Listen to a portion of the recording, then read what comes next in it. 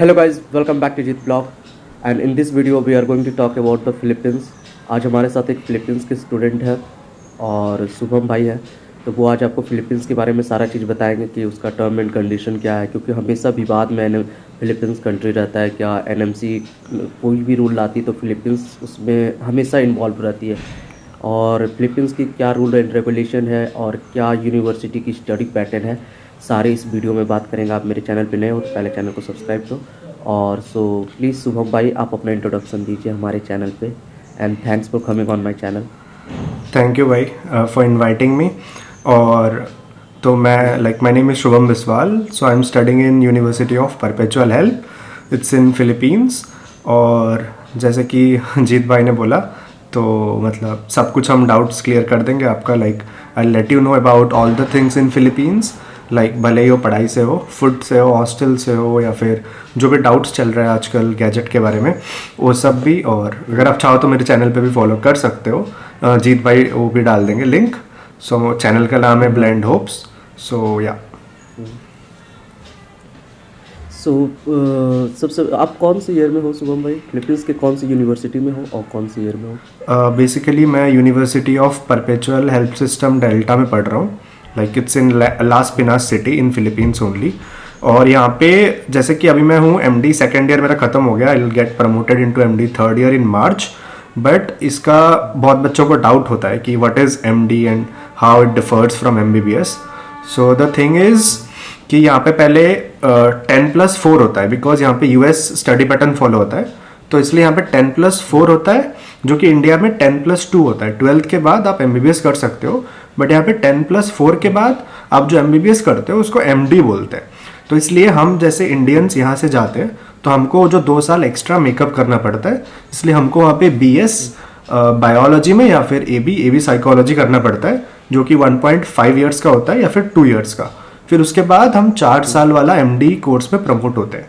तो total course वही 5 साल, 5.5 साल या 6 साल होता है, depends on the university you are going into. और फिर जैसे वहाँ का एडमिशन क्राइटेरिया क्या है, क्या क्या मतलब मांगा जाता है? एडमिशन प्रोसेस तो है क्या सीधी एजेंट से बात करके आप एडमिशन ले सकते हो? हम बेसिकली आपसे क्राइटेरिया के बारे में पूछना चाहते हैं, क्या क्या होना चाहिए? नीट क्वालिफाई होना चाहिए कि नीट अनक्वालिफाई होना चाहिए, मतलब क्या क्राइटेरिया? तो क्राइटेरिया जैसे कि वो तो सबको ही पता है कि नीट क्वालिफाई होना is mandatory if you are thinking of pursuing your MBBS outside. और क्राइटेरिया ये है कि नीट क्वालिफाई होना चाहिए और 10th 12th में 50% से ज़्यादा चाहिए।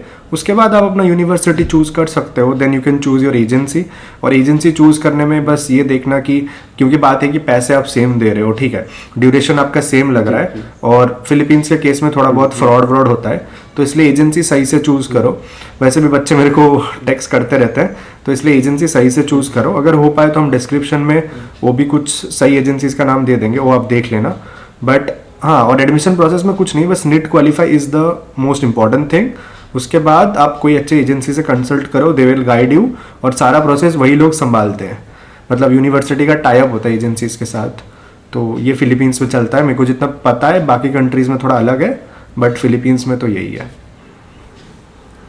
और आपका कॉलेज बाइलिंगुअल है या इंग्लिश है, टोटल इंग्लिश है, या फिलीपींस में भी है वहाँ पढ़ाई? नहीं, all the colleges in Philippines prefer only English.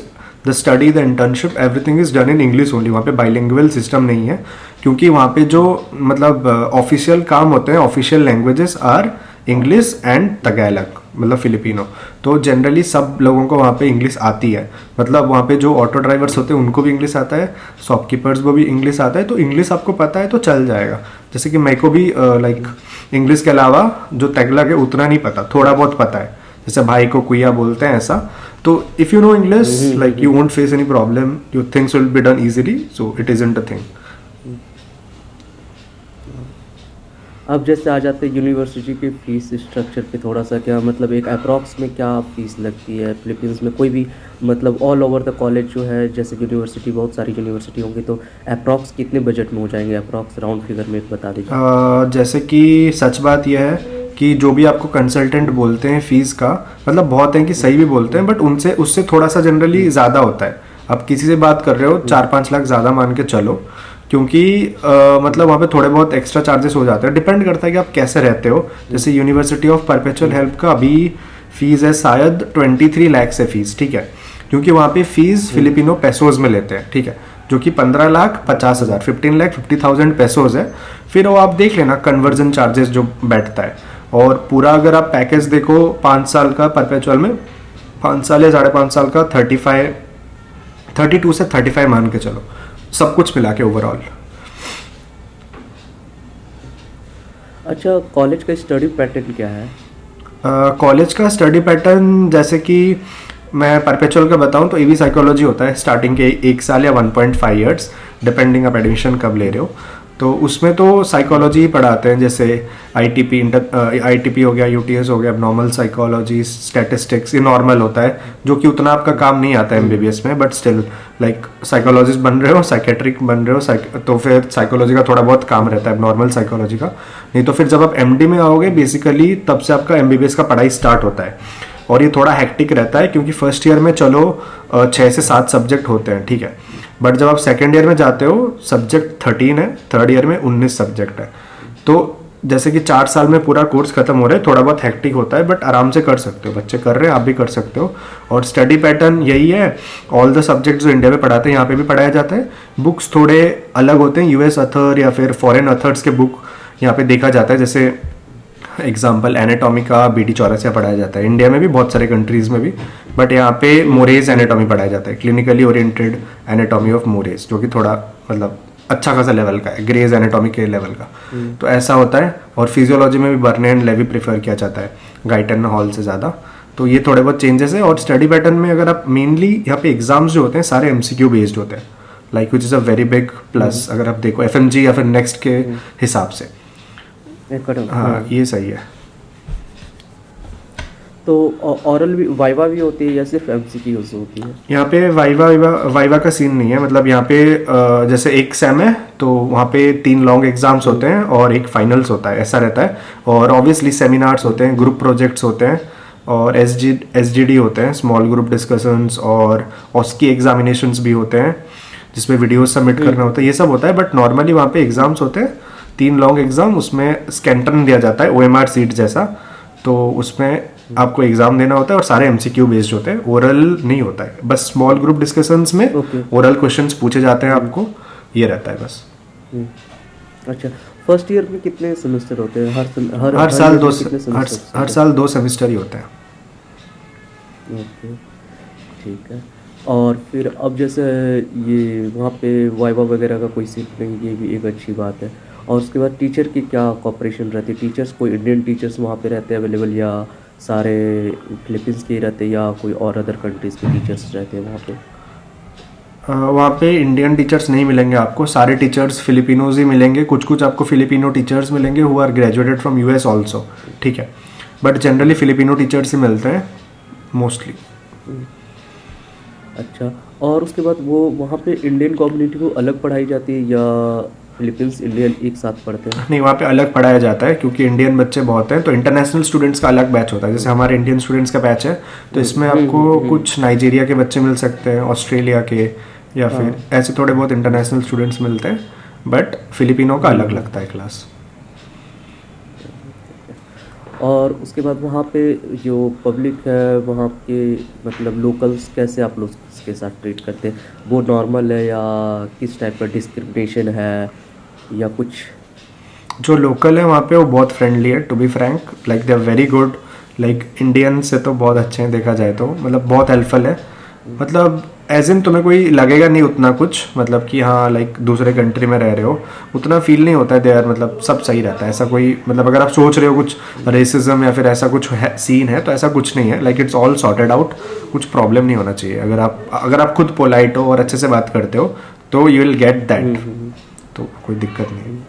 और फूडिंग और लॉजिंग पे आप बात करते हैं, फूडिंग का क्या सीन है? मतलब वहाँ इंडियन खाना मिलता है या क्या चीज़ है, या इंडियन स्पाइसेस मिलता है, खाना खुद से बना सकता है, या क्या सीन है इसका? फूडिंग एंड ऑल, फूडिंग और हॉस्टल्स, यार इसका ये मैं बोलूँगा वहाँ पे थोड़ा ये बहुत अलग है।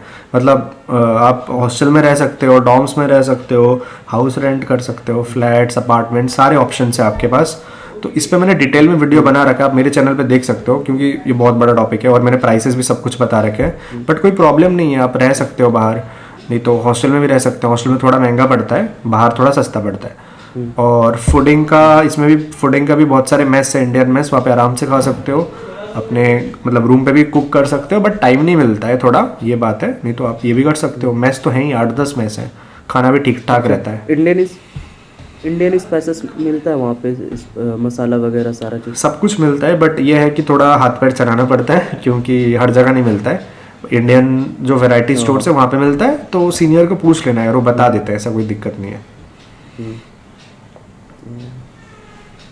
और ये फूडिंग लॉजिंग का क्या खर्च पड़ जाती है पर मंथ, एक अप्रॉक्स राउंड फिगर? वो तो यार इंसान पे डिपेंड करता है, बच्चे पे कि वो कितना खर्च कर रहा है। नॉर्मल ये नहीं देखना, ना लो ना हाई, नॉर्मल क्या है? नॉर्मल आसानी से मैं अपना बताता हूँ, मैं मतलब ऐसे नॉर्मल मतलब एवरेज बता रहा हूँ मैं। मेरा तो अराउंड 20,000 घर से आता है, ठीक है, तो उसमें सब कुछ हो जाता है, बहुत बड़े आराम से हो जाता है। लाइक बाहर भी जाके खा सकते हो, घूम सकते हो, 20,000 में आराम से हो जाता है। बट एवरेज अगर देखा जाए तो मैं बोलूँगा कि 18,000 इज़ एवरेज, उसमें सब कुछ हो जाना चाहिए। Okay, thank you. और फिर वहाँ की नाइट लाइफ का क्या सीन है? मतलब फिलीपींस बहुत फेमस है नाइट लाइफ के बारे में। नाइट लाइफ स्टूडेंट पर या भाई, तो नाइट लाइफ बेसिकली वो लोकेशन पे डिपेंड करता है। जैसे यूनिवर्सिटी ऑफ परपेचुअल हेल्प है, ये लास पिनास सिटी में है, जो कि मनीला से 8-9 किलोमीटर दूर होगा। तो यहाँ का नाइट लाइफ भी ठीक ठाक है, बट उतना अच्छा नहीं है मनीला या मकाती के कंपैरिजन में। वहाँ पे जैसे आमा है, एमिलियो है, ये सब कॉलेजेस हैं, तो वहाँ पे नाइट लाइफ अच्छा है, बट यहाँ पे उतना नहीं है। तो मैं तो बोलूँगा अच्छा ही है कि यहाँ पे उतना है नहीं, मतलब हाँ, और कम खर्चा होगा। हाँ, खर्चे भी कम है, क्योंकि Manila is more expensive. Manila Makati, दो cities are much expensive than Las Pinas city. Like ये ऐसा नहीं कि डेवलप नहीं है, इट्स डेवलप्ड। परपेचुअल के पास 4-5 मॉल्स हैं, तो ऐसा नहीं कि डेवलप नहीं है, बट हाँ उनके कंपैरिजन में थोड़ा बहुत पीछे चलता है ऐसा। तो इतना एक्सपेंसिव नहीं है, नाइट लाइफ ठीक ठाक है, 24 घंटा आपको गाड़ी वाड़ी लोग मिलेंगे, बट हाँ वैसा नाइट लाइफ उतना नहीं है। अच्छा, अब इंटर्नशिप और एनएमसी गैजेट के बारे में बात करते हैं, क्या उसका क्या रोल है इसमें? यार एनएमसी का क्या बताऊँ, एनएमसी के लिए यार कुछ भी देखना है मेरे चैनल पे जाओ, मैंने 8-10 वीडियोस बना रखे हैं। एनएमसी का तो अभी कुछ बात है कि कुछ कंफर्मेशन नहीं है यार, चीज़ ये है अभी थोड़ा इन्फॉर्मेशन आ रहा है, तो कुछ कंफर्म ही नहीं कर रहे, तो इसलिए सब कुछ अभी मतलब डाउट्स में ही चल रहा है एनएमसी का, अभी उसका कुछ कह नहीं सकते। अच्छा वहाँ पे क्या है, 5 साल स्टडी करने के बाद फिर उसके बाद क्या इंटर्नशिप 5 साल में ही है या फिर अलग से इंटर्नशिप करना पड़ेगा? देखो मतलब पहले से पता था कि जैसे पिछले साल अगस्त में 2020 में जो नोटिस आया था एमसीआई के द्वारा, तो उसमें ये था कि फिलीपींस, चाइना, बांग्लादेश और नेपाल, इनका internship is valid in India. तो मेरे खुद के सीनियर्स से मैंने वीडियोस डाल रखा है, तो उसमें भी उन्होंने बस वहाँ पे करके आए और इंडिया में आके डायरेक्ट परमानेंट उनको रजिस्ट्रेशन मिला और वो as a doctor junior resident काम करना भी स्टार्ट कर दिया। बट वो स्टेट पे डिपेंड करता है, बट अभी क्या होगा कुछ पता नहीं, क्योंकि एक तो गैजेट आया, फिर दूसरी चीज़ ये है कि नेक्स्ट आएगा, नेक्स्ट आने के बाद सबको इंटर्नशिप करना पड़ेगा, तो अभी पता नहीं इस लॉ का क्या होगा। तो ये देखने वाली चीज़ है अभी क्या होता है, जब नेक्स्ट आएगा तो लॉज कंफर्म होंगे, रूल्स कंफर्म होंगे, तब पता चलेगा। बेसिकली फिलीपींस 5.5 ईयर का है, उससे और कोई दिक्कत नहीं है, मतलब ऑल एबव देखा जाए तो, अगर वो गैजेट हटा के। हाँ कोई दिक्कत वाली बात नहीं यार, 5.5 ईयर्स है। अभी ये गैजेट जो आया है, जैसे कि अभी मतलब पेटिशन चल रहा है, उसके बारे में बोलना नहीं चाहता, बट अभी सॉर्टेड हो जाएगा, मेरे को लग रहा है फैब या फिर मार्च तक सब सॉर्टेड हो जाएगा, क्योंकि यार एनएमसी हर मतलब 2-2 महीने में कुछ ना कुछ निकालता रहता है, तो हो जाना चाहिए सॉर्टेड। नहीं तो फिलीपींस का course duration is of 5.5 years, या फिर कुछ कॉलेजेस में 6 साल का है। इट डिपेंड्स कि आप किस कॉलेज में एडमिशन ले रहे हो। एमडी का जो कोर्स है इट्स फिक्स्ड कि 4 साल का है ही है, बट एबी साइकोलॉजी या बीएस बायोलॉजी कुछ कॉलेजेस 1.5 ईयर्स में ऑफर करते हैं, कुछ 2 साल में। और लास्ट क्वेश्चन है क्या, क्योंकि मतलब क्या करप्शन रेट ज़्यादा है वहाँ के कॉलेजेस में या बिल्कुल भी नहीं है? करप्शन कॉलेजेस में कुछ करप्शन देखा जाए तो नहीं है, मतलब अगर आप कोई सब्जेक्ट में पास नहीं कर पा रहे हो, पैसे दे के पास नहीं हो सकते हो, ये तो है। और वहाँ पे पढ़ाई भी थोड़ा बहुत स्ट्रिक्ट है। करप्शन मतलब नहीं है, मतलब आपको देखने को नहीं मिलेगा, बट थोड़ा बहुत तो ऑब्वियसली हर कंट्री में होता है, वो तो है। अगर आप ऐसा कुछ सिचुएशन होता है तो आपको मिलेगा, नहीं तो नॉर्मली सब कुछ चलता है तो नहीं मिलेगा, ये चीज़ है। अच्छा, अगर सेम सेमेस्टर फेल कर जाते तो क्या पूरा साल रिपीट करना होता है या सिर्फ वही सेमेस्टर रिपीट करना होगा? 6 महीना रिपीट करना होता है। बस वो सब्जेक्ट 6 महीना रिपीट करना हो बस। एक सब्जेक्ट में भी सिर्फ वही बैक हो जाता है subject तो या 6 महीना लग जाता है पीछे। पूरा तो वो सेमेस्टर का पूरा सब्जेक्ट रिपीट करना पड़ता है या सिर्फ वही सब्जेक्ट? वही सब्जेक्ट रिपीट करोगे बट आप नेक्स्ट ईयर में प्रमोट नहीं हो पाओगे, ये चीज़ है। 6 महीना के बाद जब आप क्लियर करोगे तब आप प्रमोट कर पाओगे। ओके, थैंक यू शुभम भाई मेरे चैनल पे आने के लिए, और आपने इतना इंफॉर्मेशन दिया, शायद मेरे व्यूअर्स को अच्छा लगे। थैंक यू भाई So, फॉर इनवाइटिंग, चलिए। बहुत अच्छा लगा आपसे बात करके। सो गाइज, अगर वीडियो अच्छी लगी तो please like comment and channel को सब्सक्राइब कर देना, और वीडियो को ज़्यादा से ज़्यादा शेयर कर देना please guys, as much as you can.